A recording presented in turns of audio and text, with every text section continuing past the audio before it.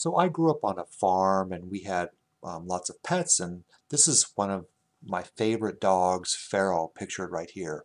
Pharaoh was near and dear to myself and my brothers and sisters because he was very loyal, very smart, and very protective. And in fact, he was a little overprotective because if you drove up here in our driveway and we didn't, and you got out of the car without us around, Pharaoh would more than likely bite you. And he was very territorial, and he made it really clear that you weren't just going to be wandering around our property unsupervised. And Pharaoh, he was also very smart because if you'd been to our house a few times and you were wandering around back here, he knew if he met you that you were cool. So one day, one of our friends came up to our house, and we had a house here, and then we had some sheds, some tools, and some workspaces in back. And the guy went to back, working back on the tools shed in the space to do some work, and then decided he wanted to go in the house and use the bathroom or the phone or something. And as he wandered up to the house to go inside, Farrell was there, and Farrell went "Arr!" and growled at him and would not let him in the house. And Farrell was smart enough to know that there was a priority here, and the house was a more secure place than was these sheds in back.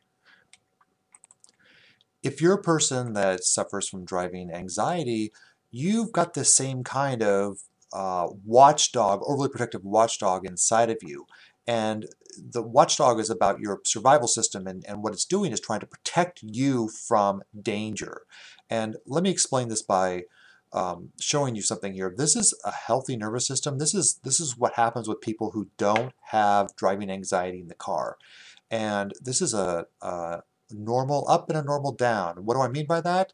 Well, the way we are built as human beings, and this is built into all of our DNA, is that we are made to gather enough energy to take care of tasks. And let me just give you an example. When you go to work, you've got a lot of things to do. You've got a schedule, maybe a checkoff list, you have to do phone calls, whatever your workday is.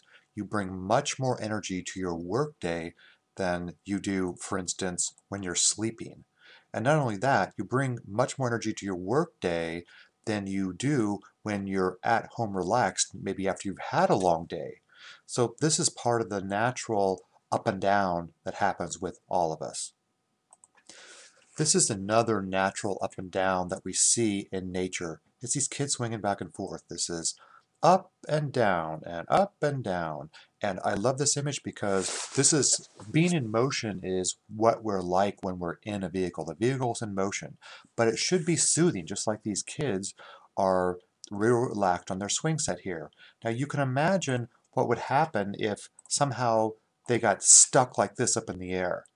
Well, that would be very disconcerting. I mean, it's unrealistic, yes, but if you're stuck like this, in spite of the fact that there's all these clouds and a nice background, people are saying, hey, everything's fine, you're just driving, no problem. If you're stuck like this in your body, you're going to be having a lot of anxiety, a lot of panic, a lot of fear. If you're stuck like this, your overly protective watchdog here is going to be saying, hey, get me out of this. I don't want to be here. This is not a great place for me to be.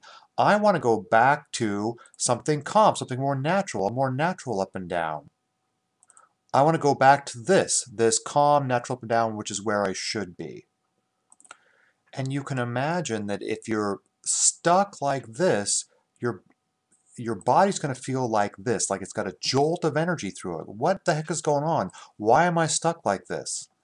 And it's the most natural thing in the world to want to return to this nice up and down, to return to a place where there's just ripples, just this nice calm state of natural up and down, like throwing a stone into a pond and seeing the ripples.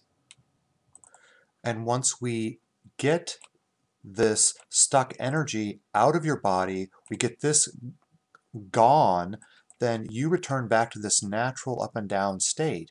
And the anxiety and the fear and the trembling, all the physical sensations, they go away. And this up and down occurs a lot in nature. This is your natural state. Here's another one, these little waves like this, up and down, up and down. This is just part of who we are as human beings. And once we return back to this natural up and down state of going back and forth, the anxiety goes away, the fear goes away, all these problems that we have driving, things that are in motion, they just start to feel natural again. It's just like you get in the car, your driving goes back on automatic. And when your driving goes back on automatic, your watchdog can start looking out for things that are truly dangerous, which in our modern world is pretty rare.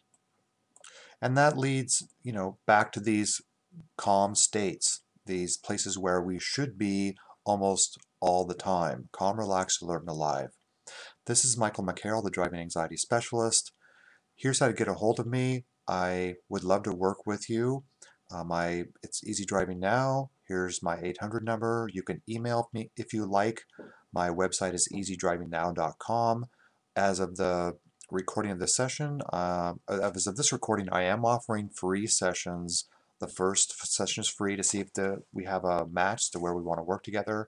And please give me a call. I'd be honored to work with you.